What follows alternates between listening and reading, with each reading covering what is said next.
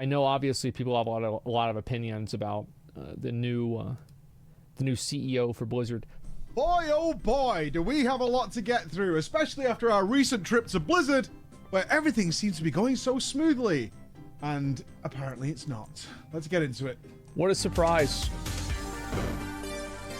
I do also think that Blizzard gets extremely heavily criticized in some ways that are legitimate. I'm not saying this is a bad thing, but I'm saying that like a lot of other companies, like for example, like Meta, like Facebook, added in the same thing that Elon Musk has in Twitter, and it costs more money.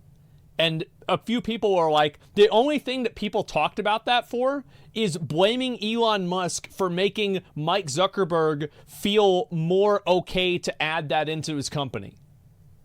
So it's like some companies just don't get criticized as much. So yeah, I mean, like, Blizzard gets shit on constantly. I feel like it's at the point now where it's so reactionary, I almost want to defend them, because I think people are just like, I think they've deviated so far into being hypercritical that they're like, they're becoming so granular in their criticisms and like so specific and precise that I think that it might have lost a little bit of its value.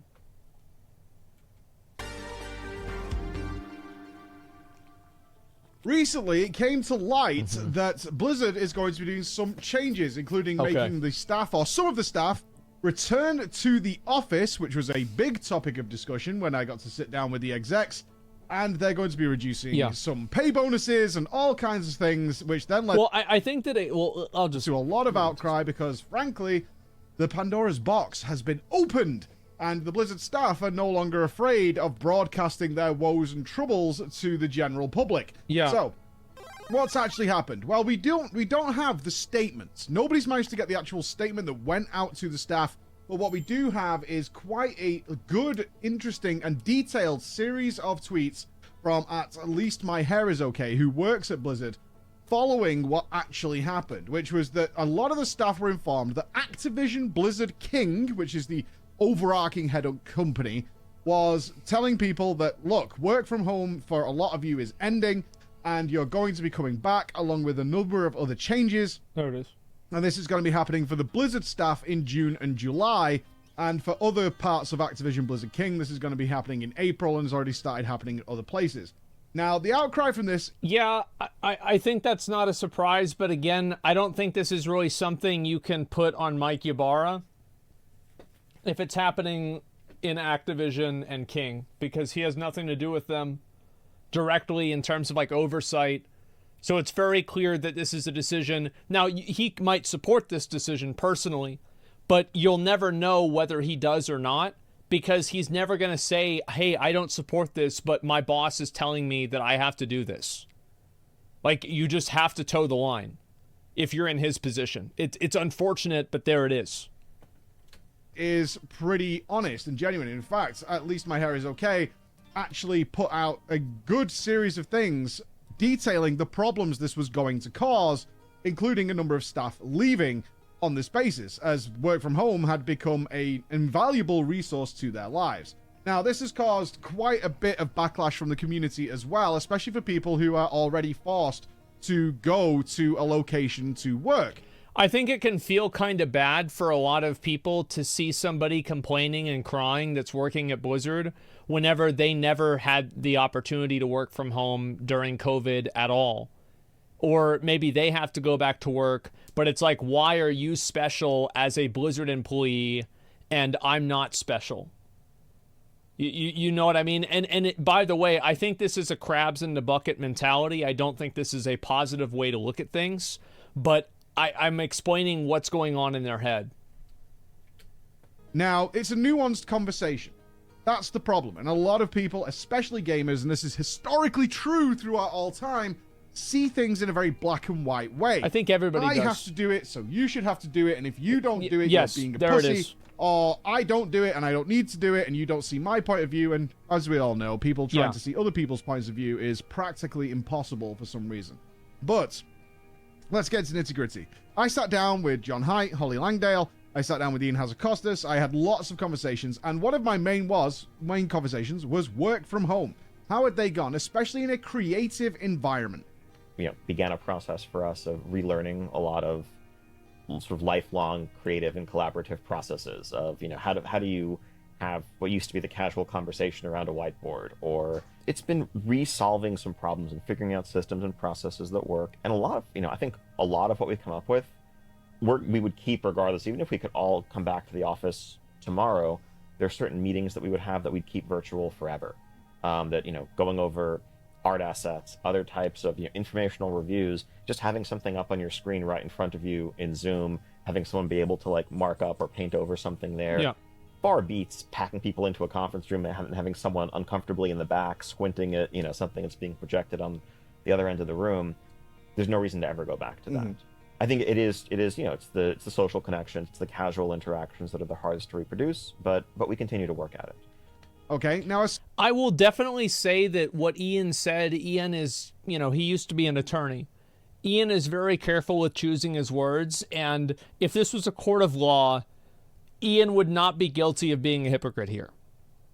Like, there's actually no hypocrisy here. There's no, like, doublespeak here at all. What he's really saying is that, and I think that's evidenced by the fact that Blizzard is asking people to come in and work for 3 days out of the week. So it's very obvious that there are some things that Blizzard is going to take even after this and keep virtual. Somebody who runs a small business, we have 5 members of staff, and we have 3 who work in office, and a 4th joining us, and 1 who doesn't, because their job doesn't need to. That's the nuance of it. Some jobs are better if you're working together, even in the same sort of business. Other jobs aren't. They can be done completely remotely. There's no need for that person to be in the office to do things. Yeah, I think it's very nuanced, and it depends on the employee. And also, I do think that collaborative problem solving can be more cohesive whenever you're in a group environment together in real life. Like, I don't find this to be like this crazy, astronomically bad take that nobody can understand. I think that we've all had that experience, for sure. I don't think it's really a matter of...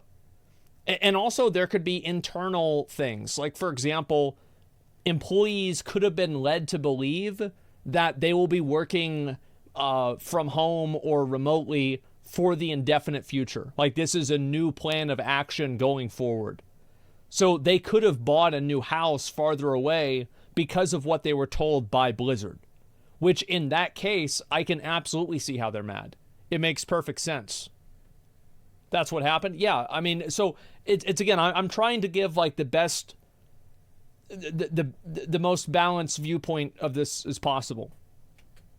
Work in a number of different ways. It depends on what your role is and how effective it is. Yeah. When I spoke to Ian about this, I was like, how have you gone on creating a brand new expansion like Dragonflight with so much cool stuff without anybody working in the office? And I think that's one of the big things to me that kind of stresses me out whenever they're talking about rocking the boat, is that I'm very happy with how World of Warcraft is right now. There are some things I don't like about the game, but in terms of the content cadence and the amount of content that we're getting, it's better now than it has been since I can remember.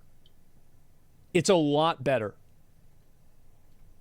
And you might recall, we recorded... And like, so somebody in chat says, in-office work will make the game better. Well, then why is it that Dragonflight, which was probably an outcome of a lot of remote work, let's be honest, because COVID happened 2 years ago. A lot of the work for Dragonflight probably happened in the last 2 years, 2.5 years. Then why is Dragonflight better than WoD? And everybody worked in the office for WoD. And what about BFA? I mean, you just like, you can't just say that whenever every single bit of evidence says otherwise.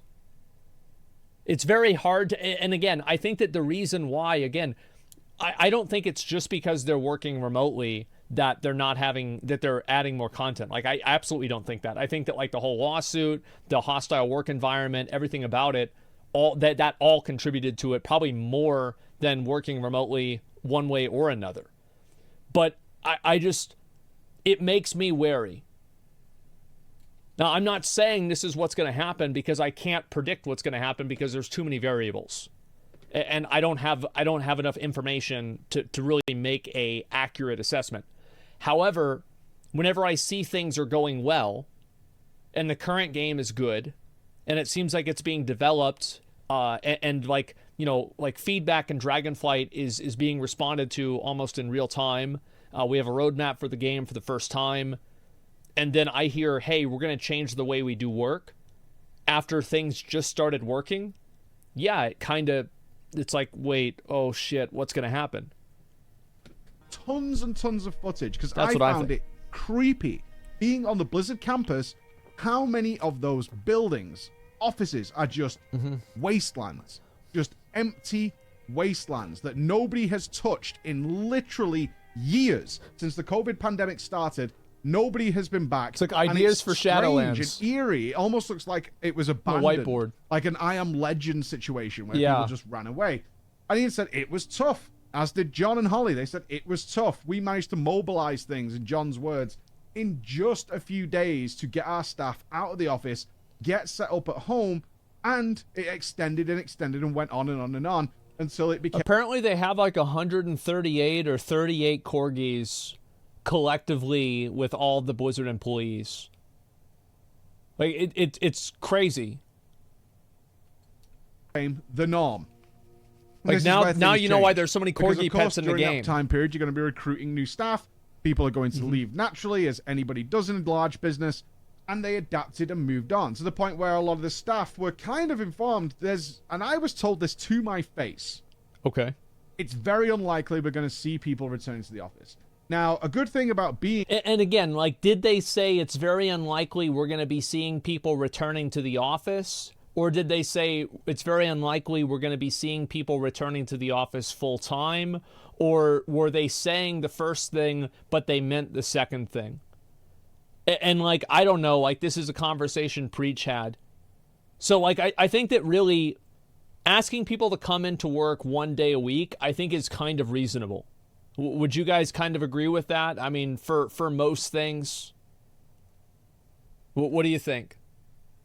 Yeah, I would say that that's probably reasonable. So it's not a matter of whether it's good or bad, because I think everybody here that's saying it's reasonable, by saying it is good that people come in at least once a week, you are acknowledging that coming in will have an added benefit, right? Or it would not be reasonable, logically.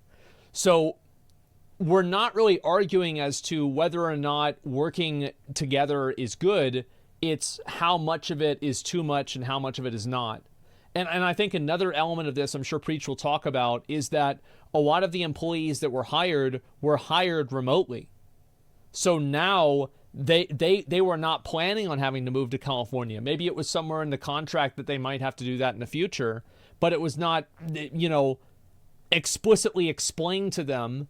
And maybe this is their fault, but, you know, from their perspective, they got a job somewhere, they're working remotely, everything's totally fine, and now they're being asked to move, you know, potentially across the country just to work in this building. And I think also, I don't like the logic of, we have a really big building, we have to use it. I mean, I don't know, I think that's kind of I don't know, man. Yeah, like, do something else with it. Where we were in Irvine, California, is there are a lot of gaming companies in that area. And yes, I got to speak with people who work at these other gaming companies. And they also had the same sentiment. There's no reason with my particular job to work in the office. It makes no sense. I don't need to do that. It doesn't add to my workflow. In fact, it causes more disruption than it does to my productivity. And it's also like, whenever somebody tells me that, I take it very seriously, but I don't take it as gospel. Because a lot of these people prefer working from home. So of course they're going to say that, because that's what that's what they think. And that's what they want. Now, is this actually true? Also, like, it at some point, it's leadership's responsibility to understand how a person fits inside of a broader team. Like, it's not that individual's job to figure out how their puzzle piece fits into the big puzzle of the company. That's the leadership's job. So from their perspective, they might think that, but from the leadership's perspective, they might not. And I think it's probably a game of like kind of both parties are a little bit wrong. And it's like, where in the middle are you trying to meet? Now, again, this is nuanced. Some people, and I think we have to face facts here because it's not black and white. Some people need supervision in order to actually be productive. That's That is the very nature of true. the beast. And a lot of the companies I've worked at, especially before I became a content creator, I used to have a hard time with this. I remember like whenever I first started going to college, any class that had a computer that I could be on the computer, I always got worse grades in that class because I was spending all my time on the computer looking at things for Warcraft instead of paying attention to the lecture. Just straight up. there were lots of people, if you weren't sort of like motivating them in some way or asking them to do stuff, they just won't do it. Arena They'll sit junkies, there, they'll just browse unironically, YouTube yes. all day. They'll do whatever I was reading they're Nick's gonna do. post. They'll sit on their phones if they can, unless somebody's looking over their shoulder. Whereas other people, and it kind of falls into introverts and extroverts, a lot of introverts don't want to be bothered. They don't need people looking over their shoulder. They can just crack on with things, and they love it. They absolutely love it, and they thrive in that environment of just getting up and getting on with their work and being happy and doing a great day. And in fact, a lot of studies, and there's a lot of misinformation about this, a lot of studies did show that businesses did better. Conversation, economists, surprising find a pandemic is fueling economic growth. With people working from home. And I'd have to read this and see what it actually means. Because I see a lot of times, like, more productive and economic growth are two different things. And also, like, what does that really mean? Like, how is this tested? Like, I'd want to actually see what this really is. Of course they did. Of course they did. The work-life balance is crucially important. And the commute, I can't even express to you how bad the traffic is in Irvine in the morning. I can tell you. Like, so we went up to Notorious Studios. Notorious Studios is in Irvine. It was like an hour. It was an hour. Oh, why was it an hour? It's like a 10-minute... Yeah, like, it's nuts. But nobody I remember, walked. like, we stopped at a McDonald's, and I had to lay down.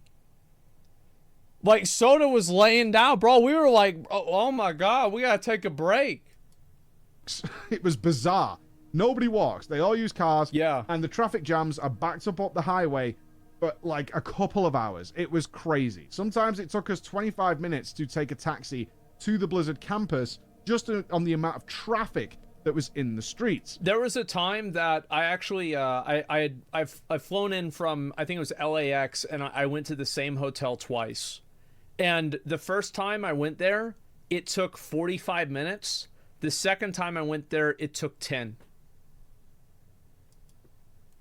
A lot of people can't even afford to live where the Blizzard campus is. You can look at the house prices there. They're crazy expensive. It's disgusting. Like that, and I'm assuming this is rent. $7,000, $5,000, $6,600.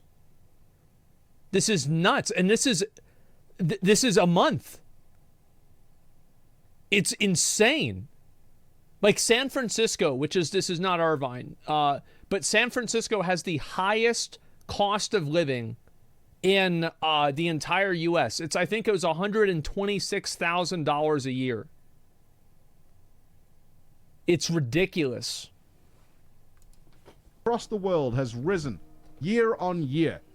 And therefore, people working from home don't have that commute, which can take an hour or more a day. So you're adding at least 2 hours of working time to your day, unpaid. In fact, it's costing you money in fuel, owning a vehicle, insuring it, etc., and sat there all day, getting up even earlier to get to work, doing all that stuff for a job where you don't particularly need to be at the office in the first place, which has been proven. Certainly in Blizzard's case, with Dragonflight doing extremely well. Very good the best point. expansions they've put out. That's what I feel. Memory, and it was all done entirely work from home. Yeah. And then you've got the simple flexibility that allows you in real life, especially for parents and things. If you can stop driving to work for an hour or so and instead drop your children off at school. Well, and I think also, like, you have to keep in mind, driving home, you're never driving to work once. You drive to work twice. You drive to work and from work. And the odds are, if you're working at a regular company, you're driving there in traffic. So you're talking about, it's not what, like, you go there and you go back. So you're talking 2 hours.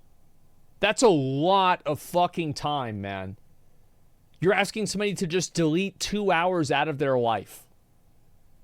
Like, maybe they can min-max it and listen to podcasts or chill out or decompress in the car. But if you're in LA traffic, you're probably not decompressing unless you're in a traffic jam. Like, not a traffic jam, a car pileup. Then maybe you're decompressing.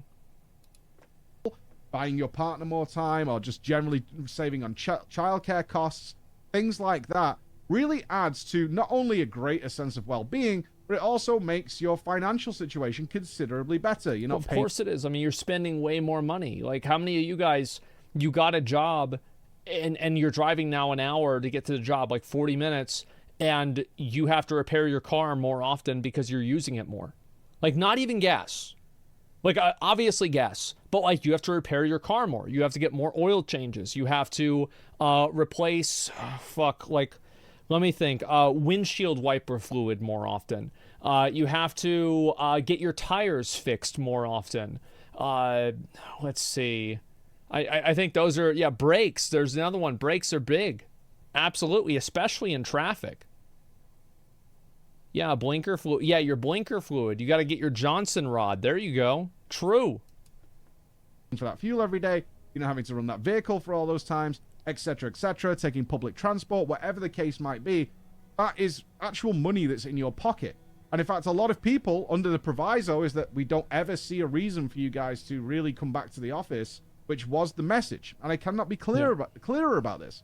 That was the message that I was given while I was there, is that they had solved a lot of the issues. In fact, Blizzard clearly... And I also want to say that every single person that Preach talked to did probably not have a hand in making this decision. Ian did not have a hand in making this decision. Holly did not have a hand. John Haidt did not have a hand. They did not make this decision. He said to me that work from home Bobby and the Cabal. Several advantages that they didn't have with the staff working in office. For example, when new content was coming out, they sometimes had to rent the local cinema so that they could show the people the new content they were working on. So people would sit in the back of a cinema, maybe 100 or several hundred people, show something on a cinema screen, and how do you get proper feedback? In fact, people sat at the back can't maybe even see it properly. Whereas when they're doing it via Zoom calls or whatever, it's like it's on your screen. It's like everybody sees it perfectly, and everybody can give direct feedback and spot details and things like that. It provided a ton of advantages that they simply did not have when working internally at the office. In fact, every floor of the Blizzard campus contains a theater in order to show people new assets, new game development things. All those kind of things are done in theaters that they've had to put into the studio in order to make that work. So when talking to Ian and co about this, they said, yeah, it presents its problems. Creatively, it does create problems. There are ideas that float around the water cooler. That is undeniable. That is absolutely undeniable. That absolutely happens, and it's one of the reasons that our staff work together. I've done work from home with creative ideas, working on a legacy video or whatever it might be, and we have to fire it off. They then check it on the other side, or if I record something here, and I'm having to do that right now because our office is underwater, and then we have to get it back, and I have to re-record it here, and it adds time, it adds effort, it adds cost. Whereas if you're together and we've got one person running the camera, another one doing the audio, and we're firing backwards and forwards, let's do that again, let's do it again. You can do that in a minuscule amount of time compared to doing it work from home. Yeah, no doubt. But game development is not an area I've worked in, and clearly from Dragonflight's basis, they have been able to work. And I think that's probably the best example, is that you look at Dragonflight, again, maybe this is a surface level analysis, but I mean, this is all we really have. Dragonflight seems good, and it looks like they're doing that work from home. So, like, what is this? Oh. The fallout from this led to a Q&A, where Mike Ibarra had a big call with all the people who were involved in this in order to address their concerns, and it did not go well. In fact, and it brought... To be fair, I don't think it could have gone well.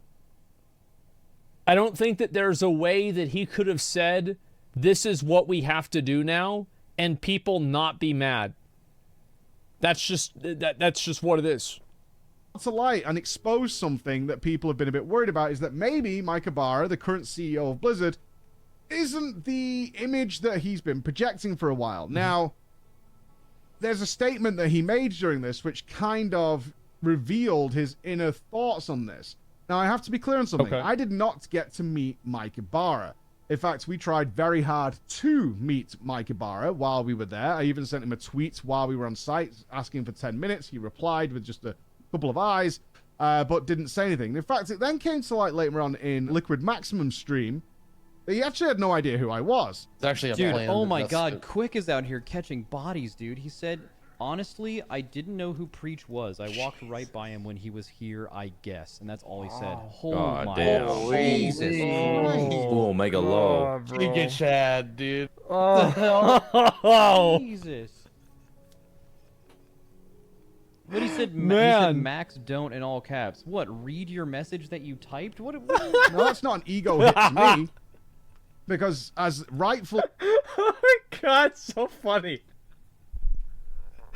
Well, I mean, I don't know every WoW content creator. I mean, I'm sure, like, I don't think J. Allen Brack knew every WoW content creator. I don't know. Does Bobby even know who I am? Does he know Soda Poppin'? Does he know Preach? Does he know Max? Like, probably not. I mean, maybe he knows of me because I've made videos with his face in the thumbnail, and he's like, oh, that's that annoying guy. I fucking hate him.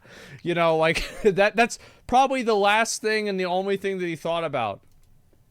was knows if he clearly knows- yeah, seen by a lot I've of people. talked He to tried him to before. He's a backtrack nice it very guy. quickly, is it kind of exposed that maybe the guy who's a streamer on Twitch and he plays Mythic Plus at high level and has been involved and, you know, pays attention to the WoW community, and he's one of the players, he's one of us, may not have exactly been true, given I don't expect any CEO to be sat watching my videos or anything like that, but also involvements in Race to Mike World First Morhaime and things watched like my that. videos. You would probably I be was aware. amazed.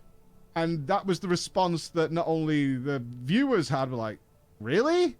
That's a bit odd. And I tend to agree. It's like, for the image you put forward, that does seem a little strange. And then it turns out that his thoughts on this, certainly when asked about the pay bonuses people would cut, he responded that if you think the execs are earning considerably more, then you're living in a myth. Oh dear. That comment is never going to go down well with anybody, and his PR... If it doesn't go well with people, and again, I'm going to defend Mike here. Just because it doesn't go down well with people doesn't mean that he's wrong. If everybody's pay is getting cut and the executives are losing a lot of their pay, this is true, and I'm sure they're pissed off about it too. Yeah, it's just how he said it. Well, how else? And here's really the question: what could he say that would not make people mad? It's not because he plays a warrior. No, it's not. Nothing. Yeah, there's nothing he could have said. Say nothing? So you think that would look better? If he just was like, so what about the reduced profit sharing? No comment. To his own... I don't know. Does he need to say the executives are losing money too? It depends on the context of the conversation. I don't think that it is unreasonable to say that the pay cuts are happening to everybody, including executives too, because I'm assuming that what somebody probably said is like, wow, it looks like we're losing more money so executives can get more money. And that's probably what he said it in response to. I don't know. I mean, Executives are never losing money, dude. If they're making $4 million and then they go down to making $2 million, they're losing money. Now, again, I'm not saying let's cry a river for the executives losing, now they're only making $2 million. I'm not saying this. I'm just saying it's a factually true statement. And again, not a great thing to say, but at the same time, it is true, and there's nothing that he's going to be able to tell these people that's not going to make them mad. I mean, really, I don't think that there is. Our team had to respond and try and correct and gloss this over to give it some context and mold it a little bit. He's not referring to X and Y, but whichever way you look at it, this is not something that was passed down from Activision Blizzard King, which is what the initial impression was, right? It's like maybe Mike is being forced to do this. He's one of us. He's one of the people. And as Ian rightly put it, trying to prove that Blizzard now is not the Blizzard that people have been hating on for several years for a variety of reasons. And then this gets said, which kind of exposes the inner monologue there is, okay, maybe things are a little different. Maybe actually Mike is who we thought he would be as a CEO and is not quite connected to the players. And I say this, I want to give my opinion here on this, because there's another comment in the thread, which we'll link down below, where he basically says, if you don't like this, leave. Is the summary of it. If this is not making you happy, then go away. And a lot of people are going to go away because moving back to Irvine is going to add significant cost to their lives, as well as commuting and all those kinds of things. And a lot of people will have been hired at a work from home basis. Again, I don't what is he supposed to say? Probably the board of directors for Activision Blizzard King said the employees have to be at the job for 3 days a week. And he comes down and he's like, you have to do this. If you don't do it, you have to leave. I don't think this was his decision. I don't think so. And quite frankly, as was pointed out to us many, many times, there are a great deal of businesses who are just not working from office anymore, who don't need to and have cut their overhead costs on having all these buildings and are more than looking for extremely skilled and talented engineers and technicians. And I'd be really curious to know how Riot, Ubisoft, and let's say maybe Grinding Gear Games, I'm trying to think of maybe one more. I don't know. I'd think of another one another time. But I'd be curious to know EA, right? Bethesda. I'd be curious what are they doing? Is this because there have been times where this is an industry norm, and then one company is getting a ton of hate for it when everybody else does it too. And, what about Amazon Game Studios? That's what I'd really be curious about, because that to me is a very big deal. A big deal. Because if every other company is letting people continue to work remotely and Blizzard's not, it's very clearly not just for productivity. It's some sort of fucking, executive mind virus. All sorts of roles in software development that are fully work from home. And, okay, we'll do that instead. He did say, if this isn't going to make you happy, then you've got to do what makes you happy, which clearly translates as, if this isn't for you, then you could leave. Now, this has led to some darker speculation. This has led to some speculation that perhaps they want to get rid of a lot of staff. And this is one way of doing it without incurring severance pays and things like that. Strategically using a return to office plan, a way to avoid layoffs. That's actually really smart. Yeah, that's a really smart way to do it. Wow. Damn, that's a good idea. Okay. For actually having to remove people is you can kind of just let them leave or create a situation where they don't want to come back. Now, I'm not, as I said, this is a nuanced conversation. It's not as black and white as people want it to be. Some roles will be better in the office. It will improve things. Some roles aren't. And it's all about finding that balance to make it work. Some roles just do not need to work in an office. And I've seen lots of really abrupt and rude comments from people, such as like, well, you know, there's even on At Least My Hair Is Okay's thread, it's like, my wife is a nurse and she has to go to the office every day and go to the hospitals. Well, yeah, that's a nursing job. Of course, there are some jobs that warrant you being on site. That's part of the role, but not. Yeah, I think that's why a lot of people are pushing back against it. And I think that people are not looking at this objectively. They're looking at it from the context of their own job or somebody around them, their job, or something like that. They're not thinking about this and looking at the situation. They're like thinking about like their own personal situation and looking at it through that lens. Every job works that way, and therefore it makes no sense to do that, especially when it's disruptive to lives. That's just obvious that should be the case. And it's a very strange. Why you not me? Yeah, like what is this? That's gone along with this, but it does indicate that perhaps Activision Blizzard King is the overlord that we kind of feared it was, which is something that played down. And something I want to make clear is when Ian and I wonder what Square Enix does. Because like in Japan, my understanding is that COVID is still taken moderately seriously. Are they continuing to work from home? Are they going to return to office? Have they already? Have they talked about it? I don't know. So I mean, again, like I think that's like a big part of like my verdict as to whether this is a good or a bad idea is what is everybody else doing? Holly and John were talking to me about these situations. I fully still believe that they did not really expect this to happen.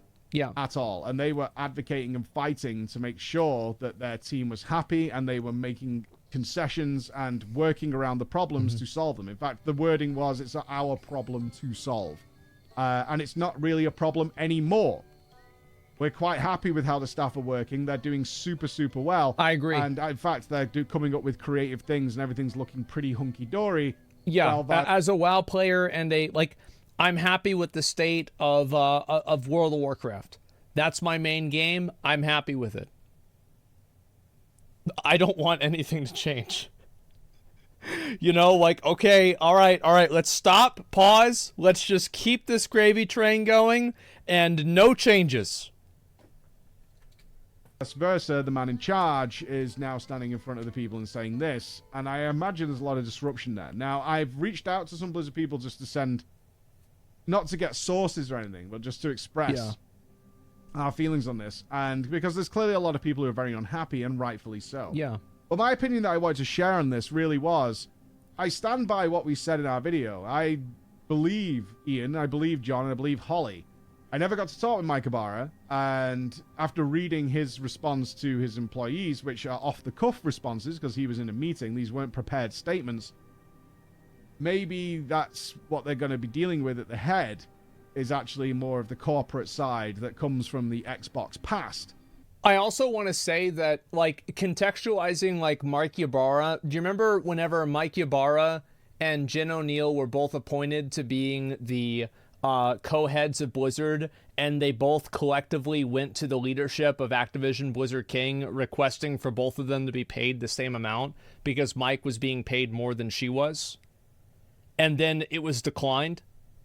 So there's already been one incident of Mike Ybarra trying to do something that is a positive and then having it shut down by the actual people who are in charge. So I'm not completely out on this guy just because of this situation. I'm going to be totally, I'm just not. I don't think it is logical to assume that it's his fault in order to make this happen. Right now, it kind of sucks for a lot of employees. Some of them will have started that role under the proviso they were working from home. Yeah. And it makes sense for their lives. And in fact, going back to the office for a job that may not particularly require that at all is just going to add a lot of undue mental stress, life inflexibility, and financial costs onto them that were not necessary. And clearly weren't necessary from the products and the profits that Blizzard has made year on year. I have to wonder if this is going to set back the goodwill that Blizzard has been earning, certainly for the World of Warcraft fans, over the last little while with the products it's been putting out. and now another stain has appeared on them. So I'd love to get your thoughts on this, but thank you so much for listening. I would suggest you take in a lot of these sources because a lot of the points in there are very, very well made. They're very clear, and it does appear that this has been coming for a little while with staff suspecting something, but hoping and praying after the changes that came from the sexual allegations that this wasn't a thing that Blizzard would do anymore. And you guys remember whenever I was talking about the allegations like 2 years ago, whenever it happened, one of the main things that I talked about a lot was the fact that I was worried that Blizzard would solve the sexual harassment problems and not solve the workplace problems and then pretend like everything is fine. Do you remember whenever I said that like 50 million times? Yeah, I mean, that's what I was worried about. And yet, here we are. Thank you again. Bye-bye. Yeah. Well, anyway, I think this was a decent video. I do think that Preach is being a little bit too hard on Mike. I don't know why. He might know something that I don't know. And if anybody does, it might be Preach. So I could be wrong or off base on this based off of, you know, some sort of private information. I'm not sure. But personally, I don't think that this is explicitly Mike Ybarra's fault. I think that the way he addressed people's concerns is not really that bad. And I don't think that there's a way for Mike Ybarra to explain to people that you're getting a pay cut, deal with it. Like, I don't see a world where that's going to go over well. You know what I mean?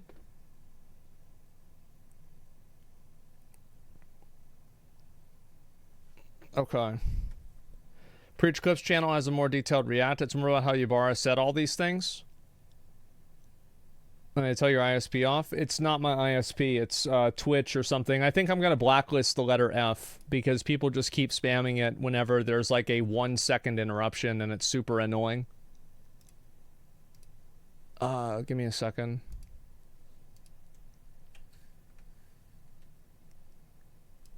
Okay. I actually can't. I legitimately cannot do it. Unfortunately. I wish I could, but I cannot. I would have to program a bot to do it. Yeah, you can't ban a letter. Okay, anyway, so what was I saying before about this?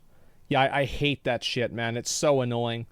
Anyway, let me read back over here and look at this. I'm not surprised. I'm not even disappointed. This is just what I've come to expect from Blizzard at this point. Software dev at a company has decided that people need to return to office, bar a few exceptions. It honestly makes no sense for most of us.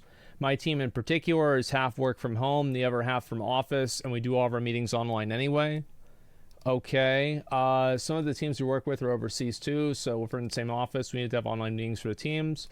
Great video, Preach. As a software engineer who runs a product team, I'm can unabashedly state that working from home these past few years has been absolutely wonderful for not only the morale of the team, but for productivity as well. Yeah, I mean, I could easily see that for sure. Let's see. Blizzard Classic? Yeah, I don't know. What do you guys think? What's happens? You have 8-year-olds in your chat? Yeah, I mean, I just... again, guys, I'm not really a big fan of, like, that type of, like, Twitch chat community stuff. So, like, if you just do that, I'll just time it out. Like, that's about it. I don't know really what else I can say. I just really don't have a I don't have a sense of humor for that kind of stuff. I don't think it's funny. It's just annoying, and so if I see it, I just ban people. Like, that's about it. Yeah. Anyway, so what was I saying before about this? Yeah, I don't really think this is Mike Ybarra's fault. I don't think so, because it doesn't logically make sense that it is his fault. So if this is something that's being done for Activision Blizzard King and not just Blizzard, it would imply that the decision is made at a level that is above Blizzard. And because Mike Ybarra works for Blizzard and not Activision Blizzard King, it would go to assume that he was not the decision maker in this, right? Doesn't that make sense? Now, he could agree with it, but we will never know whether he actually agrees with it or not, because he's not going to consciously go out of his way to say like, hey, I disagree with what the leadership is doing. You just can't do that.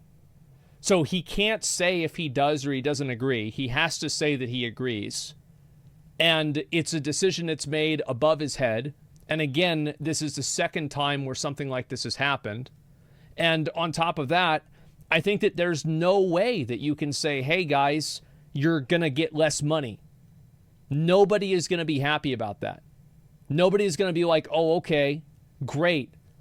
Like, you're not going to be able to say something that is, that's going to make those people happy. Does that make sense? You know, hang up his company's pay for employees commute to rideshare, so all they got to do is show up for the day. Well, I don't know. I think it's still the 2 hours of the time per day.